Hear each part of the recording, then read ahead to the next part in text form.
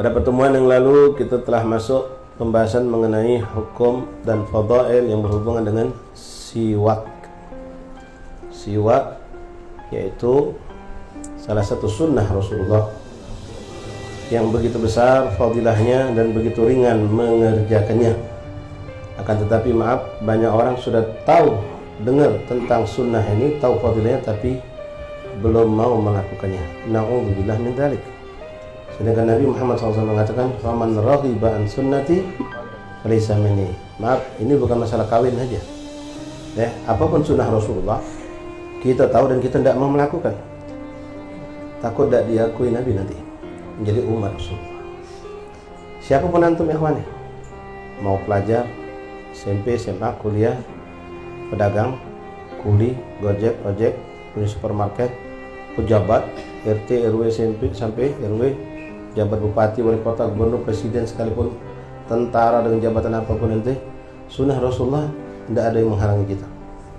Siapapun kita berlomba-lomba untuk menjalankan sunnah Rasulullah. Bahkan ketika seorang itu memiliki kedudukan tinggi dengan urusan dunianya dan dia tampilkan sunnah Rasulullah, itu akan lebih hebat lagi di mata Allah.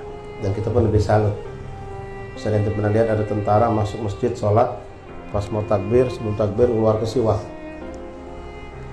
Allah, kalau ada jempol 10, nunjuk 10 jempol.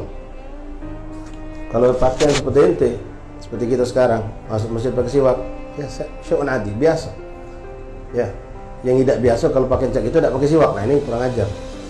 Ya, kalau dia tahu sunnah Nabi tapi tidak dipakai. Rasulullah udah kasih tahu. Ini kalau orang pakai hitungan matematika, kalau ente orang dagang, otak dagang, pasti ente dengan modal kecil dengan untung besar, iya kan? Nah ini Rasulullah mengatakan orang yang sholat 2 rakaat pakai siwak, 2 rakaat itu lebih afdal daripada 70 rakaat tanpa menggunakan siwak. Tanya orang-orang dagang, sana orang urusan dunia, yang mana yang dicari? Nah, siwak bukan perkara yang berat. Mungkin kalau bandingkan pakai imamah juga ada sunnah menggunakan imamah, dilipat gandakan juga.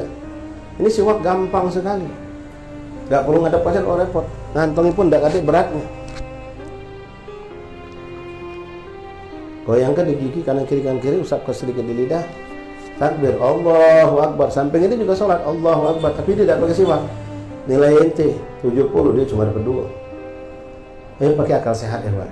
Ini sunnah Rasulullah. Sebetulnya pahala itu terlalu kecil kalau kita bandingkan dengan apa yang dikatakan Rasulullah, pengakuan dari Nabi, itu wong cinta sama aku, itu orang akan bersamaku di surga. Masalah pahala kalau ulama kita, salah kita nggak terlalu jadi bahan pikiran mereka, tapi kerinduan, kedekatan, pengen dekat Nabi itu mereka cari. Apa yang diridhoi Nabi itu mereka cari. Maka begitu pun sebaliknya ikhwan, ketika berhubungan dengan yang makruh, mereka tidak pandang makruh itu makruh, tapi itu menyedihkan Rasulullah, itu tidak disukai Nabi. Maka mereka jauhkan diri mereka sejauh-jauhnya dari apa yang dimakruhkan oleh baginda Rasulullah. Ini siwak.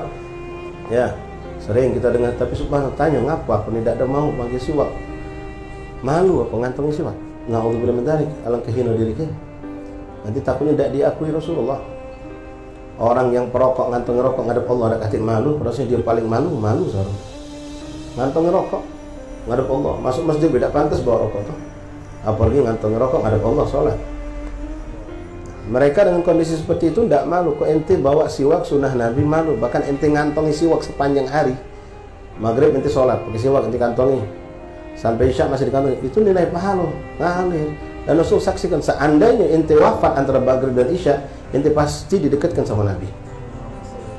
Kenapa? Ini umat yang sudah siap untuk menjalankan siwak lagi ketika sholat isya. Kenapa? Sudah dikantongi. Sama dengan perokok ikhwan. Ya, pengerokok itu kadang-kadang rokok masih 2 kotak, masih tinggal 2 batang, lama beli lagi deh. Udah galak putus. Nah kita jangan cak itu. Itu jangan kalah sama mereka. Ya, stok siwak ada 3 di rumah.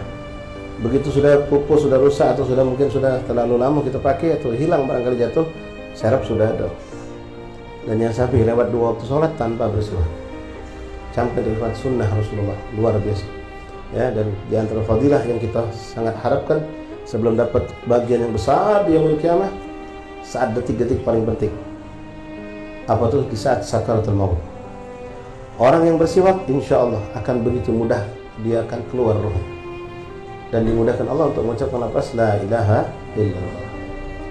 Mari ikhwan, ini sunnah Rasulullah. Ya, jalankan. Tidak sulit, tidak berat, dan harus bangga. Terutama ada yang kuliah, sekolah, sholat nanti biasa di musola, di masjid, di tempat kuliah nanti, di tempat sekolah nanti pakai. Tunjukkan, ini asing buat mereka tuh. Jangan jadikan asing. Dan mereka nanya, apa yang kau pakai itu? Kayu apa itu? Kenapa kau gosokkan di gigi? Apa tidak kotor? Baju apa tidak najis? Nah, itu sudah pertanyaan itu ilmu semua. Pertanyaan itu ilmu semua. Apa itu? Pertama kita tunjuk itu siwak. Lah dapat pahala itu. Lah bagi ilmu. Apa itu kayu apa itu? Kayu siwak, namanya kayu arak. Ya, ini fadilah banyak dari segi kesehatan pun dokter sudah mendapatkan bahwa hasilnya kayu arak ini bisa menguatkan gusi, menguatkan gigi, menyehatkan mulut. Sampai orang bikin pasta gigi dengan siwak. Orang kafir pun bikin itu. Negeri-negeri barat bikin itu. Ya, tunjukkan. Terus itu apa tidak najis? Dia tahu kalau itu ludah. Ludah itu tidak najis walaupun kelihatannya kotor. Tidak semua yang kotor itu benar dihukumnya najis. Banyak kan sudah kita bahas ya di majelis kita ini. Tidak semua yang kotor itu najis, sehingga mereka dapat ilmu. Terus apa dia untungnya? Nah, kasih tahu. Kalau kau sholat 2 rakaat pakai siwak, itu lebih besar pahala daripada kau 70 kali lebih abdul daripada 2 rakaat tanpa siwak. Jadi kalau kau sholat sama aku sekarang, kau 2 rakaat, aku 2 rakaat, aku dapat 70 poin, kau cuma dapat 2. Pasti dia, oh, alangkah lemaknya aja. Beli di mana? Kalau sudah buka, beli di mana? Tunggu bagi aku datang ke buat kamu. Masya Allah. 10.000 ikhwan paling kenceng. Ya, tidak perlu ke Mekah, tidak perlu ke Madinah. Banyak Masjid Agung sini banyak. 10.000 dia pakai, bertahan 2 minggu. Wah, itu lebih pahala terus. Dan itu termasuk orang berjuang di jalan Rasulullah. Belum jadi ustaz tapi sudah berjuang berdakwah. Bahkan dalam hadis dikatakan termasuk afdalnya hadiah itu siwak. Abdul hadiah itu kita berikan pada saudara kita siwak. Karena siwak ini banyak fadilahnya. Nah, mau baca Quran pakai siwak, mau berzikir baca siwak, mau baca rotib hadat pakai siwak, rotib saman baca siwak, mau sholawatan pakai siwak, baca maulid pakai siwak. Bahkan sunnah siwak ini ketika nak tidur, bangun tidur siwak, mau berwudu siwak. Ya. Dan insyaallah mudah-mudahan dengan berkat siwak ini kita bisa diwafatkan Allah dalam keadaan husnul khatimah, dimudahkan. Bahkan ada seorang tokoh ulama besar, mungkin ikhwan mengenal seorang Habib Abu Bakar Al-Adan yang sekarang masih ada. Ini levelan Habib Umar bin Hafid beliau. Di Adan di Jeddah, di Hadramaut juga asal beliau. Itu abah beliau meninggal dunia siwak ada di tangan. Jadi orang soleh. Dan sebelum wafat beliau bersiwak. Setelah bersiwak, siwak ini jadi saksi dia di hadapan Allah dan akan jadi kebanggaan di hadapan Rasulullah. Wafat siwak masih di tangan. Apa jadinya ya kawan kalau na'udzubillah ente wafat rokok di tangan? Ini bukan lelucon saya bilang ya. Tolak ukur saja. Itu begitu disambut Nabi dengan kegembiraan, karena yang satunya nak jadi apa? Na'udzubillah nih. Ya. Ikhwan, ini sunnah Nabi kita yang hidupkan. Kata itu alhamdulillah saya di Masjid Al-Qidur itu mungkin bisa dibilang 70% pakai siwak. Ya, tambah lagi ada anak-anak tabligh juga di situ. Ya, tanpa anak tabligh, anak-anak kita masih semua sudah biasa siwak. Nikmat. Alangkah bangganya Rasul lihat umatnya menghidupkan sunnah.